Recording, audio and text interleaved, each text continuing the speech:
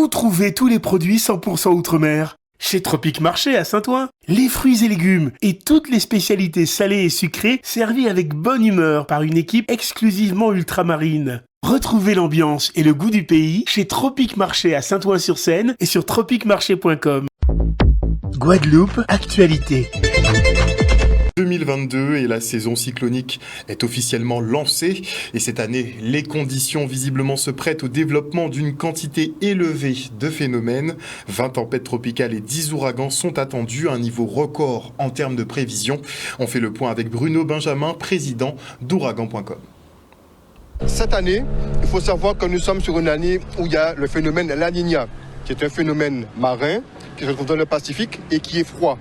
Donc ce n'est pas de réchauffement climatique et ce phénomène a pour conséquence d'augmenter la quantité de phénomènes cycloniques qu'il y a dans l'Atlantique. C'est un petit peu compliqué à comprendre puisque c'est le jeu de bassins océaniques qui jouent l'un envers l'autre. Mais la conséquence principale est que cette année, il va y avoir plus de cyclones. Et aujourd'hui, on a eu la publication des dernières prévisions du meilleur institut à le faire, qui le fait depuis près de 40 ans. Et ils ont annoncé qu'il y aurait 20 tempêtes tropicales, 10 ouragans. Ce sont des chiffres qui n'ont jamais été publiés, qui n'ont jamais été prévus en début de saison. Il faut se rappeler que pour l'année record de 2020, il était prévu 17 phénomènes. Il y en a eu 30. Cette année, il en prévoit 20 et il est toujours en dessous. Statistiquement, plus il y a des phénomènes dans le bassin, plus nous avons des chances, nous, d'en avoir un. L'atmosphère est beaucoup plus humide. Les cyclones ont besoin d'une atmosphère humide pour pouvoir se développer. Et moins il y a de sable, plus l'air est humide. Puis il y a des zones tropicales, plus l'air est humide et puis il y a des cyclones. Donc c'est vrai que nous sommes sur une année qu'il y a beaucoup d'éléments favorables à une activité pour que ce soit nous, les îles voisines ou au sens plus général, le bassin Atlantique Nord, nous ayons plus de cyclones. Est-ce qu'on peut dire qu'il va y en avoir pour nous ? C'est impossible à dire. Pour le bassin Atlantique, oui, il va y en avoir plus. Donc il est prévu 10 ouragans, dont 5 qui deviendraient majeurs. Et on va espérer qu'il n'y en a pas un qui va nous toucher. Il faut se souvenir que l'année, par exemple, 1989, était une petite année cyclonique. On en a pris un. Et dans les grosses années, on n'en a pas pris jusqu'à présent. Mais ça ne veut plus rien dire. Le terme « jamais », ça veut dire que ça ne s'est pas encore fait. Et n'oubliez pas de préparer vos kits pour effectivement faire face en cas de gros problèmes. Et les personnels de santé suspendus et l'UGTG se sont rendus à l'agence régionale de santé à Dotemar aux Abîmes. Une visite qui fait suite à des fins de non-recevoir de la part de la direction et des instances de santé. Les syndicalistes ont notamment sollicité un entretien auprès du nouveau directeur de l'ARS pour aborder la réintégration des soignants. Arrivé en Guadeloupe en début février dernier, Laurent Légendard se fait on ne peut plus discret et n'a toujours pas donné suite malgré l'amélioration de la situation sanitaire. Le reportage. Légitime. Nous pas pour savoir crier non à l'obligation vaccinale, non pas sanitaire, mais pour toutes aussi les libertés fondamentales. Et nous avons en face à nous, malgré proposition nous fait, les collectifs là aussi fait proposition d'un apport de méthode, que la classe politique pas répondre. Et ça, vous voyez, nous, c'est comme ça, nous est la joie là, c'est la répression, c'est vos forces de l'ordre, c'est réprimer les travailleurs, pas jamais écouter nous. Et c'est comme ça, nous n'y face à nous, en classe politique, mais le patronat aussi, qui pas comprendre, qui pas attendre travailler, parce que c'est l'objectif, c'est faire à travailler. Et nous déjà dit, pendant tout le mois de mai là, vers les camarades qui suspendent, donc les camarades à la santé, les camarades à médico-social, les camarades à le social, CIST, nous tentons de faire des courriers pour les différentes autorités qui s'y placent, c'est-à-dire les présidents à les différentes associations qui sont occupées de petits gens en difficulté, petits gens handicapés, mais grands gens aussi handicapés, pour directeur à CHU là, pour fédération à l'hospitalisation publique et privée, mais aussi pour directeur à l'ARS, parce que nous savons que depuis qu'ils mettent en place loi là, ça, c'est toujours l'ARS qui fait en sorte qu'elle oblige les différents présidents et autorités à appliquer loi là, ça, sous sanction. Donc c'est pour ça que nous faisons un courrier pour dire que compte tenu de la situation sanitaire et sociale, compte tenu d'un virus qui presque pas existé encore, d'accord, compte tenu du fait que Jodla, il aura supprimé toutes les mesures restrictives qui n'y. Vous ne pouvez rentrer, sortir en dit dans le pays là, puis si vous culez en dit dans le pays là, qu'on y ouvre, vous ne pouvez pas laisser tout ça, maman, papas, enfants, en lari là encore et en misère. Ici, le gendarme, nous ne pouvons quand même voir figuier, nous ne pouvons pas même savoir qu'il y a ensemble. Il y a qui en photo nous j'avrais. Et pourtant, nous avons demandé contrer. Autant de nous, c'était tout partout, il était capable de parler tout partout, en radio, en télé, tout partout, et faire en sorte d'appliquer dictature. Autant ça là, nous pas attendre lui. Mais simplement, il a dit comme ça qu'il n'y a pas autorité, il est autorité locale, il ne peut pas décider parce que c'est la loi. Non! Non, on prend en charge responsabilité là, ça faut assumer jusqu'au bout. Il faut parler à Guadeloupéen parce qu'on pays à Guadeloupéen. Nous attendons qu'il bon nous on date pour nous contrer. C'est ça que nous attendons. Mais il y a un bitin qui s'éteint, c'est qu'elle nous te dit ça. Mois de mai, nous rechouquer nous dans l'histoire nous, dans ça qui est nous. Nous marcher, nous parler, nous faire les beaux cantages à parole, nous faire les courriers, des tentatives de discussion. Mais au mois de juin, nous ne pouvons pas arrêter qu'à faire ça encore. Au mois de juin, nous passer à l'offensive. Et c'est ça que nous commençons à faire aujourd'hui là et nous pouvons arrêter. Et notez que les personnels suspendus poursuivent l'organisation des Lacous Santé au BIC du CHU. La 14e journée se tiendra demain sur le thème Journée sans sel ou péqué tout sel. Ils donnent des recommandations effectivement pour se maintenir en bonne santé avec pas grand-chose finalement. Et autre info pratique, une étude pilotée par le CHU d'Angers composée de 73 experts et 6 sociétés savantes confirme l'utilité de la vitamine D contre le Covid. Vous savez, cette molécule décriée par les pro-vaccinations qui souhaitaient son classement en tant que molécule toxique, comme ils l'ont fait d'ailleurs pour l'hydroxychloroquine.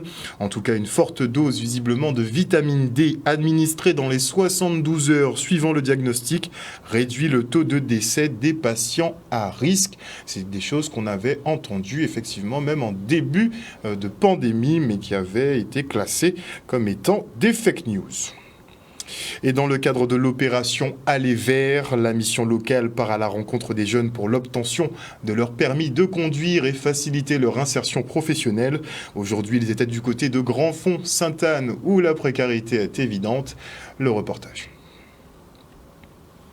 Alors ça répond tout à fait à la politique de la ville, qui est une politique justement d'aider les jeunes, d'accompagner les jeunes. On sait aujourd'hui, suite à une étude qui a été faite, que le territoire des Grands Fonds représente l'un des territoires les plus pauvres de la Guadeloupe, en termes de chômage, en termes de... voilà. Donc l'idée, c'est véritablement d'accompagner aujourd'hui presque chaque jeune en allant les chercher et de pouvoir leur expliquer dans quelle mesure ils peuvent avoir un emploi, dans quelle mesure on peut les accompagner. Par exemple, aujourd'hui, la municipalité fait un gros travail pour accompagner les jeunes à avoir leur permis. On sait que l'un des freins, c'est le transport. Beaucoup de jeunes ont du mal à avoir une voiture. Beaucoup de jeunes, on a un problème aussi de transport sur le territoire et aussi les moyens financiers qu'ils n'ont pas. Donc voilà, la municipalité fait un gros travail en ce sens pour pouvoir accompagner aujourd'hui presque individuellement et mobiliser les jeunes du quartier. Mais oui, depuis quelques temps, donc on a décidé d'aller vers les jeunes. Et on a mis en place une opération qu'on appelle l'insertion à votre porte. Donc nous déambulons dans les quartiers où les jeunes qui sont mal desservis, où les jeunes n'ont pas la possibilité de prendre le transport pour venir, par exemple, au bourg, se trouve la mission locale de Sainte-Anne. Donc nous sommes là pour aller vers les jeunes et leur proposer nos différentes formations, nos différents offres de services. Sur la commune de Sainte-Anne, on travaille ça fait quelque temps, on travaille sur le territoire. Donc nous sommes beaucoup plus basés sur le bourg, sur Douville et Marly. Donc ici, nous rencontrons des jeunes par rapport à ce projet. Donc nous, on est beaucoup plus à leur écoute. Un reportage signé Charlie Dagonia. Et on se rend maintenant au chemin des Pavés Neufs à Grande-Ravine au Gosier, une aire de repos située dans la mangrove. Les scolaires de la ville ont participé à des ateliers autour de cette biodiversité.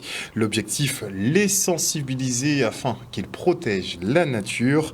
Et on a tendance à dire que ce sont les enfants qui rectifieront le comportement déviant des parents, mais il serait bon effectivement que tout le monde s'y mette. On n'a pas transféré la responsabilité sur des si petites épaules, n'est-ce pas? Le reportage.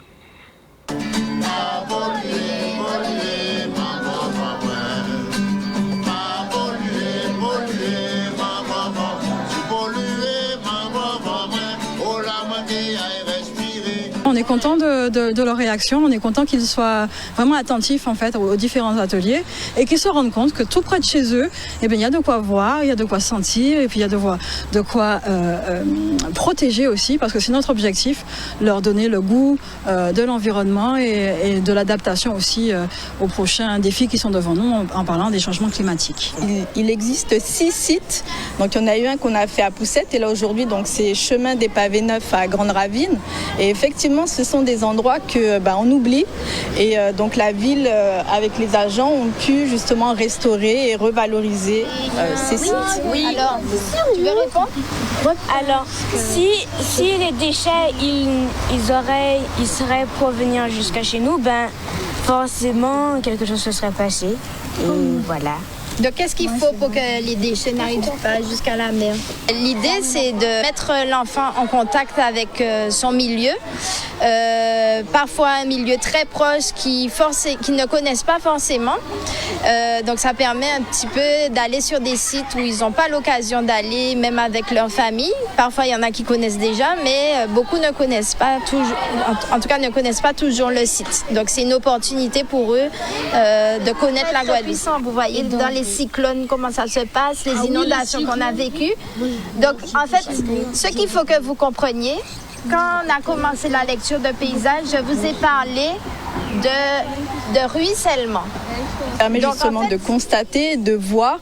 Et même là, justement, il y a des ateliers qui leur permettent justement de pouvoir même reproduire. Il y en a un deuxième qui s'intéresse un petit peu à la déambulation de la lecture de paysages pour permettre aux enfants, justement, parler d'observation, de regarder qu'est-ce qu'il y a autour d'eux et puis de nommer les choses, de découvrir peut-être des espèces naturelles. Les enfants, en fait, ce sont effectivement de bons ambassadeurs pour diffuser de bons messages, mais quand même, il ne faut pas compter que sur les enfants, les adultes aussi, on a un rôle à jouer dans l'histoire, donc forcément l'enfant va diffuser un bon message, mais il ne faut pas mettre toute la responsabilité sur l'enfant, c'est important que les adultes prennent leurs responsabilités dès aujourd'hui et ne pas attendre que l'enfant qui deviendra adulte plus tard fasse le changement.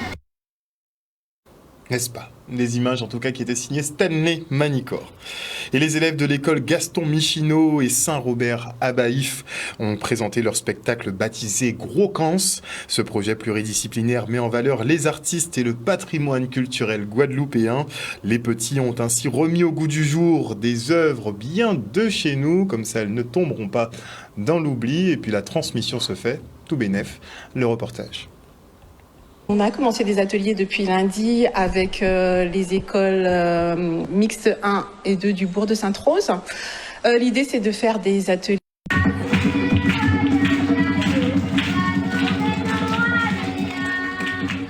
Les élèves étaient très à l'aise et je suis vraiment très fière d'eux.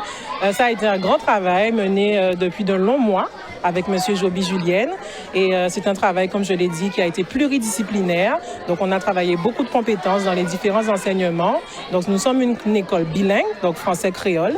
Et les enfants ont travaillé sur les textes d'abord en français. Et ensuite, on a travaillé sur les textes en créole pour valoriser notre langue et notre patrimoine culturel. Mais vous voyez bien que les élèves, avec l'entraînement, avec un travail qui a été mené sur différentes compétences, ils ont réussi à mener leur rôle avec plaisir, avec joie.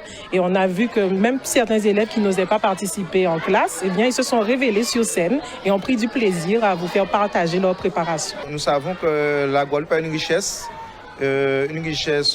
musicale et avec des personnes célèbres. Mais effectivement, il fallait que nos élèves puissent les connaître et remettre au goût du jour ce que nous avons toujours su faire, c'est-à-dire aimer le coca et transmettre aux enfants. C'est ça qui a fait pour ça, un projet comme ça. Moi, juste anti-maillon, un porteur de tradition, un acteur culturel, qui voulait bailler un pal. Et à tout le monde qui a dans ça, professeurs, tout le monde, les parents, et associations qui ont milité, rectorat à travers le projet patrimoine qui a développé à la trois langues et culture régionale. Ça très bien. Il ne faut pas croire qu'on a encore gagné, le combat est encore loin d'être gagné, puisqu'il faut absolument, parce qu'il y a des endroits où on arrive, par exemple, quand on arrive au début dans certains établissements, on constate que les enfants ne connaissent rien. Ils ne pas connaître noir pour chanter goka pour musicien, ils ne parler de dancehall de tout bitin. Donc tout le travail est là à faire effectivement dans l'histoire de la musique, dans la façon installée. Comme je le dis, tout est ludique aussi, c'est une façon donc de faire passer le message aux enfants. Je pense que le travail ne fait qu'en commencer et on est en bonne voie. C'est un projet, comment dirais-je, étant donné que le créole est dans le patrimoine mondial reconnu par l'UNESCO, donc nous tenons à continuer ce projet-là. D'ailleurs, le projet est déposé au rectorat et nous espérons qu'il soit retenu et qu'il y ait encore plus de classes.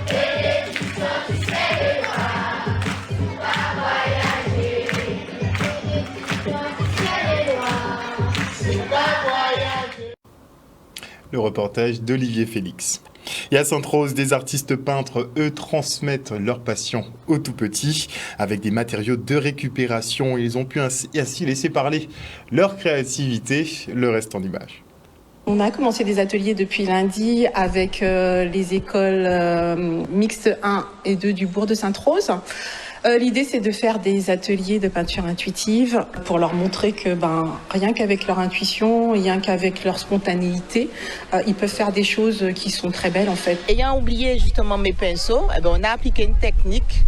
Et c'était une bonne chose d'avoir oublié les pinceaux, on va dire, puisqu'ils ont peint avec d'autres techniques, comme quoi ils ont utilisé leurs doigts, différents matériels de récupération.